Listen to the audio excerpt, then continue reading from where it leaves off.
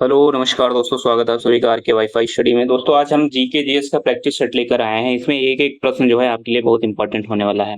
ये वीडियो अगर आप UP PCS RO RO UP triple SC super TET railway SSC या फिर यूपी पुलिस किसी भी राज्य की जिसमें जीएस जीके जीएस पूछा जाता है उसके लिए इंपॉर्टेंट होने वाला है। वीडियो अंत तक जरूर देखिएगा। अगर अच्छा लगे तो लाइक शेयर और सब्सक्राइब जरूर करें। दोस्तों पहला प्रश्न है, महाभारत मूलतः किस रूप में जानी जाती थी? ये आरओ परीक्षा 2014 में पूछा गया प्रश्न है। ऑप्शंस हैं बृहत कथा, ब्राह्मण या बृहत संहिता या फिर जय संहिता। तो दोस्तों जो महाभारत है इसकी रचना जो है वेद व्यास ने की थी। रचना जो है इसकी वेद व्यास ने की थी और इसका जो मूल नाम था वो जय संहिता था, यानी कि ऑप्शन नंबर इसका जो डी है वो सही हो जाएगा। महाभारत में जब 8,800 श्लोक हुआ करते थे तब इसका नाम जय संहिता हुआ करता था। जब 8,800 श्लोक होते थे तब इसे जय संहिता के नाम से जानते थे।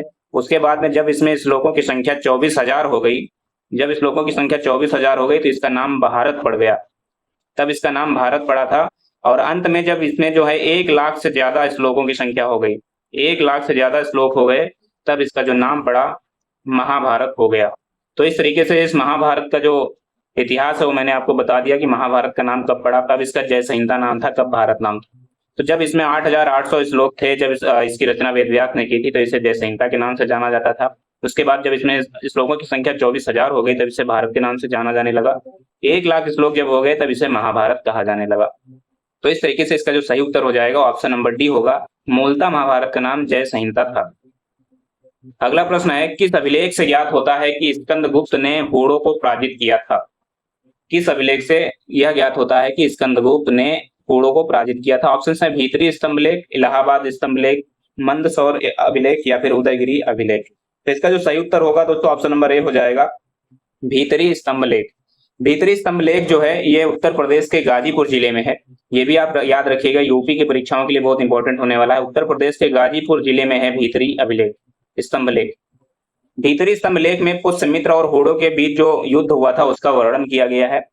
और ये जो गाजीपुर में है इसका जो हूणों का पहला भारतीय आक्रमण गुप्त सम्राट स्कंदगुप्त के शासनकाल में लगभग 455 ईस्वी में किया गया था। 455 ईस्वी में पहली बार जो है हूणों का आक्रमण हुआ था स्कंदगुप्त के समय में, जिसमें जो हूणों थे हूणों की हार हो गई थी, यानी हूणों जो है वो पराजित हो गए थे। हूणों पराजित हो गए थे। तो इसका जो सही उत्तर हो जाएगा ऑप्शन नंबर ए हो जाएगा, भीतरी स्तंभलेख में जो है स्कंदगुप्त ने हूणों को पराजित करने का जो वर्णन है वो बताया गया है। प्रश्न नंबर 3 है, रॉलेट एक्ट किस वायसराय के काल में पारित हुआ था? ऑप्शन है Lord Hardinge two, Lord Reading, Lord Chelmsford या लॉर्ड मिंटो टू। तो इसका सही उत्तर दोस्तों हो जाएगा option number C, Lord Chelmsford. Lord Chelmsford के समय में रॉलेट एक्ट जो है पारित हुआ था। इसको काला कानून के नाम से भी जाना जाता था, ये भी आप याद रखिएगा, काला कानून के नाम से भी इसे जाना जाता था। लॉर्ड चेम्सफोर्ड का जो शासनकाल था वो 1916 से 1921 के बीच में रहा और इसी बीच में रॉलेट एक्ट जो है 1919 में पारित किया गया था। तो इस तरीके से रॉलेट एक्ट की जो जो इसका संबंध हो जाएगा वो लॉर्ड चेम्सफोर्ड के शासनकाल से हो जाएगा। तो ऑप्शन नंबर सी इसका जो है बिल्कुल सही उत्तर होगा।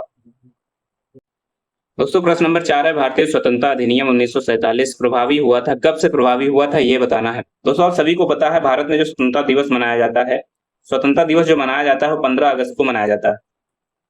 लेकिन ये कब से प्रभावी हुआ था स्वतंत्रता अधिनियम ये बताना है। ऑप्शन है 4 जुलाई 1947 को, 10 जुलाई 1947 को, 18 जुलाई 1947 को या फिर 14 अगस्त 1947 को। तो दोस्तों आपको बता दें जो ब्रिटिश संसद द्वारा 18 जुलाई 1947 को भारतीय स्वतंत्रता अधिनियम जो है पारित किया गया था। ऑप्शन नंबर सी इसका सही उत्तर हो जाएगा। 18 जुलाई 1947 को ब्रिटिश संसद द्वारा भारतीय स्वतंत्रता अधिनियम पारित हुआ था, जिसमें भारत और पाकिस्तान की स्थापना के लिए भारत प्लस पाकिस्तान की स्थापना के लिए 15 अगस्त 1947 को 15 अगस्त 1947 को जो तिथि है वो निश्चित की गई थी। तो इस तरीके से जो भारतीय स्वतंत्रता अधिनियम 1947 है वो कब से प्रभावी हुआ? 18 जुलाई 1947 से। तो ऑप्शन नंबर इसका जो सी है वो सही उत्तर हो जाएगा। प्रश्न नंबर 5 है, फूट डालो राज्य करो की रणनीति अपनाई गई थी किसके द्वारा?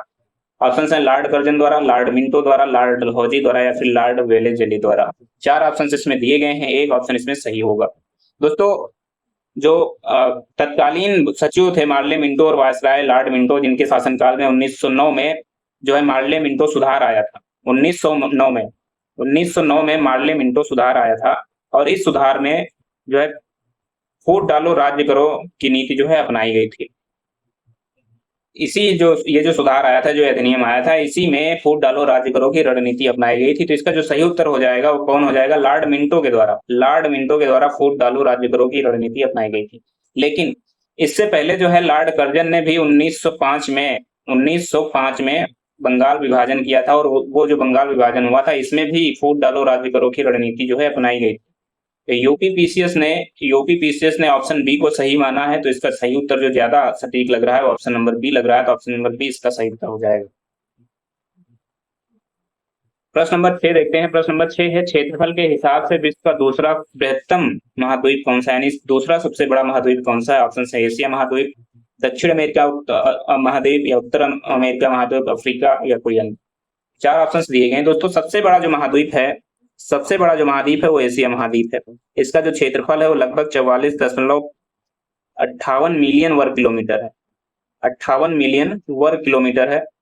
उसके बाद में दूसरे स्थान पे आपका आता है दूसरा सबसे बड़ा जो महाद्वीप है वो अफ्रीका है। इसका जो क्षेत्रफल है वो लगभग में 30.37 मिलियन वर्ग किलोमीटर है।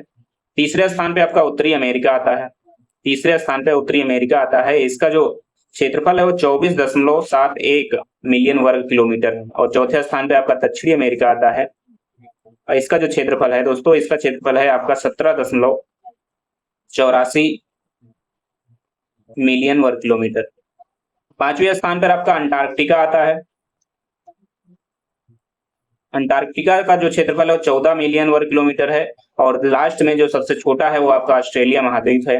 ऑस्ट्रेलिया महाद्वीप का जो क्षेत्रफल है वो है आपका 8.60 मिलियन वर्ग किलोमीटर। तो इस तरीके से जो दूसरा सबसे बड़ा महाद्वीप है वो है अफ्रीका महाद्वीप। तो ऑप्शन नंबर इसका जो डी है वो सही उत्तर हो जाएगा। ऑप्शन नंबर डी इसका सही उत्तर होगा। अफ्रीका महाद्वीप जो है वो विश्व का दूसरा सबसे बड़ा महाद्वीप है। प्रश्न नंबर 7 है, कौन सी नदी उड़ीसा में अपना डेल्टा बनाती है? कौन सी नदी उड़ीसा में अपना डेल्टा बनाती है? ऑप्शन है गोदावरी, महानदी, नर्मदा, या ताप्ती। 4 ऑप्शन दिए गए हैं। इसका सही उत्तर हो जाएगा दोस्तों महानदी। महानदी जो है वो उड़ीसा में अपना डेल्टा बनाती है। महानदी की अगर लंबाई की बात करें तो महानदी की लंबाई जो है वो 851 किलोमीटर है। 851 किलोमीटर लंबी है ये नदी। इसका जो जल प्रवाह है वो लगभग में 1.42 लाख वर्ग किलोमीटर है, यानी 1.42 लाख वर्ग किलोमीटर में ये अपना पानी जो है बहाती है, ले जाती है। यह छत्तीसगढ़ के रायपुर जिले में सिहावा से निकलती है, यानी छत्तीसगढ़ से निकलती है रायपुर के सिहावा से। और यह दक्षिण पूर्व की ओर बहती हुई कटक जो कि उड़ीसा में है, उड़ीसा में अपना ये डेल्टा बनाती है। उड़ीसा में डेल्टा बनाती है। तो इसका सही उत्तर जो हो जाएगा वो ऑप्शन नंबर बी हो जाएगा। कौन सी नदी उड़ीसा में अपना डेल्टा बनाती है? तो महानदी अपना उड़ीसा में डेल्टा बनाती है। उड़ीसा में कहां पर पूछा जाए तो कटक में। ऑप्शन नंबर बी इसका सही उत्तर हो जाएगा। प्रश्न नंबर 8 है, निम्नलिखित में से किस महाद्वीप में उष्ण कटिबंधीय पर्णपाती वनों का विस्तार अधिक है? ऑप्शन है अफ्रीका महाद्वीप, एशिया महाद्वीप, ऑस्ट्रेलिया महाद्वीप, या फिर दक्षिण अमेरिका महाद्वीप। तो दोस्तों इसका सही उत्तर हो जाएगा एशिया महाद्वीप। एशिया महाद्वीप में उष्ण कटिबंधीय पर्णपाती वनों का विस्तार सबसे अधिक है। ऑप्शन नंबर बी जो है इसका सही उत्तर हो जाएगा। एशिया महाद्वीप में सबसे अधिक है। ये जो वन है गर्मी के प्रारंभ में अपनी जो है पत्तियां गिरा देते हैं, इसलिए इन्हें पतझड़ वन बोलते हैं, या फिर मानसूनी वन भी कहा जाता है। ये वृक्ष अधिक लंबे और सघन यानी कि घने होते हैं। इनमें साल, सागौन, शीशम, चंदन, आंवला, महुआ, ये इस तरीके के सारे पेड़ पाए जाते हैं। तो ऑप्शन नंबर बी इसका सही उत्तर हो जाएगा। प्रश्न नंबर 9 है, निम्नलिखित में से कौन सा नगर सुपीरियर झील पर स्थित है? ऑप्शन है शिकागो, बफेलो, डेट्राइट, या डुलूथ। तो इसका सही उत्तर हो जाएगा ऑप्शन नंबर डी, डुलूथ जो है शहर ये सुपीरियर झील के समीप स्थित है। ऑप्शन नंबर डी इसका सही उत्तर हो जाएगा। विश्व की सबसे बड़ी ताजे पानी की झील है ये। सुपीरियर झील जो है वो विश्व की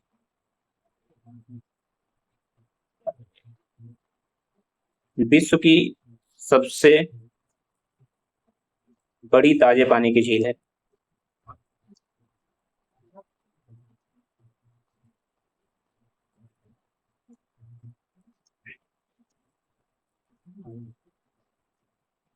ये कनाडा और यूएसए के बीच में है। कनाडा और यूएसए के बीच में स्थित है। इसमें जो 5 महान झीलों में से एक इसे माना जाता है सुपीरियर झील। तो सुपीरियर झील के निकट जो इन ऑप्शंस में से है, उन ऑप्शंस में से डुलूथ जो शहर है वो सुपीरियर झील के समीप स्थित है। तो ऑप्शन नंबर इसका जो डी है वो सही उत्तर हो जाएगा। सुपीरियर झील विश्व की सबसे बड़ी ताजे पानी की झील है, कनाडा और यूएसए के बीच में है। जो यूएसए की इन दोनों के बीच में जो 5 महान झीलें हैं उनमें से एक सुपीरियर झील है। दोस्तों प्रश्न नंबर 10 है, भारतीय संविधान में समानता का अधिकार 5 अनुच्छेदों द्वारा स्वीकृत है। वे कौन कौन से अनुच्छेद है ये बताना है। ऑप्शन है अनुच्छेद 13 से 17, अनुच्छेद 14 से 18, अनुच्छेद 15 से 19 या फिर अनुच्छेद 16 से 20। तो इसका सही उत्तर जो होगा ऑप्शन नंबर बी हो जाएगा, अनुच्छेद 14 से 18। 14 से 18 के बीच में समानता के अधिकारों को जो है स्वीकृत किया गया है। कौन कौन से समानताएं हैं ये मैं आपको बताता हूँ। अनुच्छेद 14 में जो है, अनुच्छेद 14 में विधि के समक्ष समानता का अधिकार बताया गया है। अनुच्छेद 15 में जो है धर्म, मूल वंश, जाति, लिंग और जन्मस्थान के आधार पर विभेद ना हो ये बताया गया है। 16 में अवसर की समानता बताया गया है। 17 में जो है अस्पृश्यता का अंत है 17 में। 17 जो है ये बहुत इंपॉर्टेंट है, आपकी बार बार कई परीक्षाओं में जो है पूछा जाता है, तो इसे आप जरूर याद रखिएगा। 17 जो है अवसर की अस्पृश्यता का अंत है। अनुच्छेद 18 में जो है उपाधियों का अंत बताया गया है, यानी उपाधियों का अंत है अनुच्छेद 18। तो इस तरीके से 5 भागों में जो है समानता का अधिकार है। अनुच्छेद 14 जो कि विधि के समक्ष समानता, अनुच्छेद 15 धर्म, मूल वंश, जाति और लिंग, जन्मस्थान के आधार पर विभेद न किया जाए। 17 में अवसर की समानता, 16 में अवसर की समानता, 17 में अस्पृश्यता का अंत और 18 में उपाधियों का अंत बताया गया। तो ऑप्शन नंबर 20 प्रश्न का सही उत्तर हो जाएगा।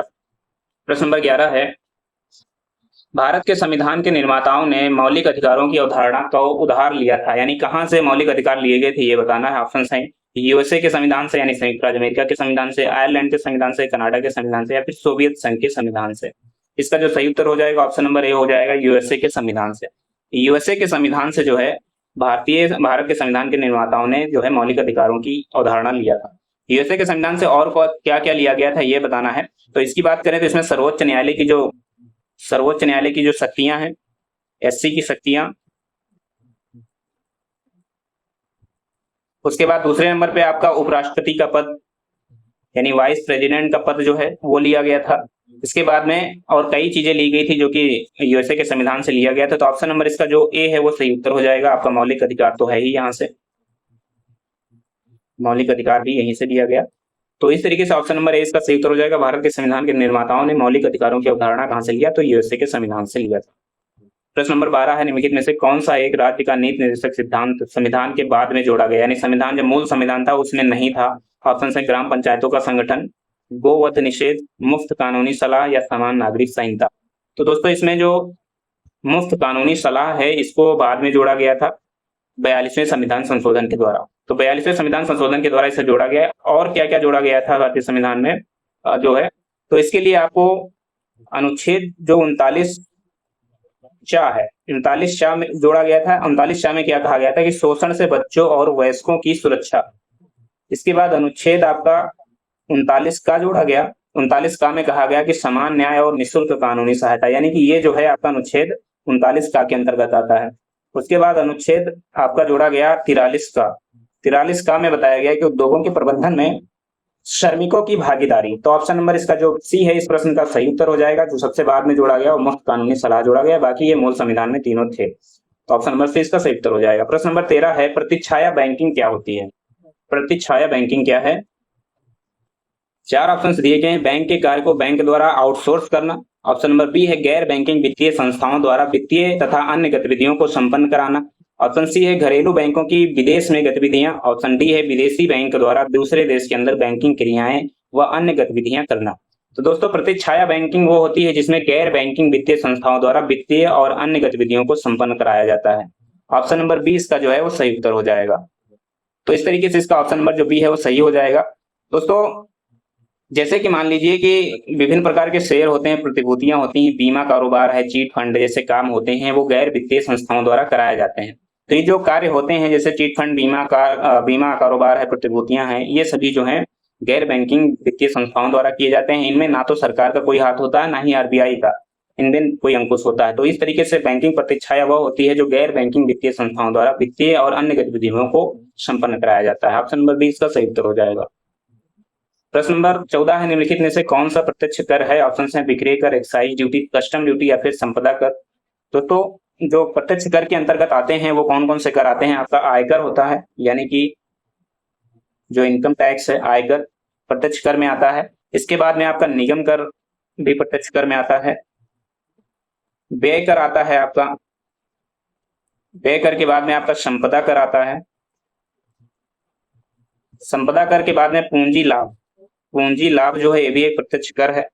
लाभांश कर, लाभांश कर भी एक प्रत्यक्ष कर है। उसके बाद ब्याज कर, और जो आपका गिफ्ट होता है यानी कि उपहार है, उपहार पर जो लगने वाला कर होता है वो भी प्रत्यक्ष कर है। तो इस तरीके के इतने आपके प्रत्यक्ष कर हैं। इनमें से जो आपका संपदा कर है इस ऑप्शन में दिया गया है, तो ऑप्शन नंबर जो डी है वो सही उत्तर हो जाएगा, संपदा कर। ऑप्शन नंबर डी जो है वो सही उत्तर हो जाएगा। प्रश्न नंबर 15 देखते हैं। प्रश्न नंबर 15 है, लाल स्याही बनाई जाती है। लाल स्याही किससे बनाई जाती है? फिनॉल से, एनिलीन से, कांगो रेड से या फिर इओसीन से। दोस्तों स्याही या फिर जिसे रोशनाई भी कहते हैं, मसे भी कहा जाता है, इसमें बहुत से जो है व्यंजक मिले हुए होते हैं, लेकिन जो लाल स्याही है इसको इओसीन से बनाया जाता है, इओसिन से बनाया जाता है। तो इसका जो सही उत्तर हो जाएगा ऑप्शन नंबर डी हो जाएगा, इओसिन। प्रश्न नंबर 16 है, निम्नलिखित में से कौन सा जैव निम्नीकरण है? ऑप्शंस हैं प्लास्टिक, पॉलीथीन, पारा या रबर। जैव निम्नीकरण क्या है ये बताना है। तो जैव निम्नीकरण रबर है, तो ऑप्शन नंबर इसका जो डी है वो सही उत्तर हो जाएगा। प्राकृतिक रबर जो होती है वो जैव निम्नीकरण होती है। तो सबसे बड़ी जो सबसे ज्यादा जो रबर होती है वो आपकी अमेरिका और इन देशों से पाई जाती है। इसमें आपका जो सबसे अधिक रबर जो हैविया ब्राजीलियंसिस से प्राप्त होता है, एक पेड़ है हैविया ब्राजीलियंसिस, इससे प्राप्त होता है, जो अमेरिका की अमेजन नदी के आसपास जो है मिलता है। भारत में भी कहीं कहीं जैसे कि आपका कोचीन है, मैसूर है, मालाबार, दुर्ग, सलेम, इन जगहों से जो है रबर के उत्पाद कराए जाते हैं, यहाँ पर एक पेड़ मिलते हैं। तो ऑप्शन नंबर डी जो है सही उत्तर हो जाएगा। जो जैव निम्नीकरण का उदाहरण है वो रबर है। ऑप्शन नंबर अगला है, प्रश्न नंबर, जनरथ नाम दिया गया था ऑप्शन से उत्तर प्रदेश में ग्रामीण संचार को बढ़ावा देने के लिए, देश में यातायात सुविधा को बढ़ावा देने के लिए, भारत सरकार द्वारा भारत और बांग्लादेश के मध्य बस सेवा को प्रारंभ करने के लिए, फिर उत्तर प्रदेश सरकार द्वारा प्रारंभ किए गए निम्न लागत एसी बस सेवा को। तो जनरथ जो है ऑप्शन नंबर डी आपको सही उत्तर मिल जाएगा। उत्तर प्रदेश सरकार द्वारा प्रारंभ किए गए निम्न लागत एसी बस सेवा को जनरथ नाम दिया गया। ये नाम कैसे पड़ा था ये बताते हैं। दोस्तों जो पूर्व रेल मंत्री थे लालू प्रसाद यादव, इन्होंने गरीब रथ नाम की रेल चलाई थी, गरीब रथ नाम की रेल चलाई थी। तो उसी की तर्ज पर उत्तर प्रदेश के जो तत्कालीन आपके सीएम थे अखिलेश यादव जी, उन्होंने उत्तर प्रदेश में जनरथ एसी बस का जो है इन्होंने चलन किया था। ये जो बस थी, जो सामान्य बसें होती है यानी जो जनरल बसें होती है, उनका 1.5 गुना इनमें किराया लिया जाता था, यानी ये सस्ती दरों पर इन बसों को चलाया गया था, 1.5 गुना इनमें किराया लिया जाता था। ऑप्शन नंबर डी जो है इसका सही उत्तर हो जाएगा। जनरथ नाम जो है उत्तर प्रदेश सरकार द्वारा प्रारंभ किए गए निम्न लागत एसी बस सेवा को नाम दिया गया था। प्रश्न नंबर 18, उत्तर प्रदेश सरकार की आय का सबसे बड़ा भाग क्या है? ऑप्शन से पंजीकरण शुल्क से, व्यापार कर से, भूमि राजस्व से या फिर संघीय एक्साइज ड्यूटी के हिस्से से। तो उत्तर प्रदेश सरकार का जो सबसे बड़ा आय का साधन है वो व्यापार कर है। ऑप्शन नंबर इसका जो बी है वो सही उत्तर हो जाएगा। सबसे बड़ा जो आय का साधन है उत्तर प्रदेश का वो व्यापार कर है। इससे जो है 38% आय मिलती है। जीएसटी नाम से 38% जो है इसमें आय आती है, जो उत्तर प्रदेश की सबसे अधिक आय का सबसे बड़ा भाग भी है। प्रश्न नंबर 19 है, उत्तर प्रदेश में नॉलेज पार्क की स्थापना कब की जा नहीं रही है, हो गई है, यहाँ पर की गई होना चाहिए था। ऑप्शन है वाराणसी में, नोएडा में, लखनऊ में या फिर ग्रेटर नोएडा में। तो उत्तर प्रदेश में नॉलेज पार्क की स्थापना जो है ग्रेटर नोएडा में की गई है। ऑप्शन नंबर डी इसका जो है सही उत्तर हो जाएगा। इस पार्क की जो स्थापना की गई है वो शिक्षा और अनुसंधान के लिए, इसमें कई सुविधाएं जो है उपलब्ध कराने के लिए किया गया है। तो ऑप्शन नंबर डी इसका सही उत्तर हो जाएगा। तो दोस्तों ये थे आज के बीए की जीएस के लगभग में 19 प्रश्न। उम्मीद है वीडियो पसंद आएगा, अगर पसंद आया तो लाइक शेयर सब्सक्राइब जरूर करना। धन्यवाद।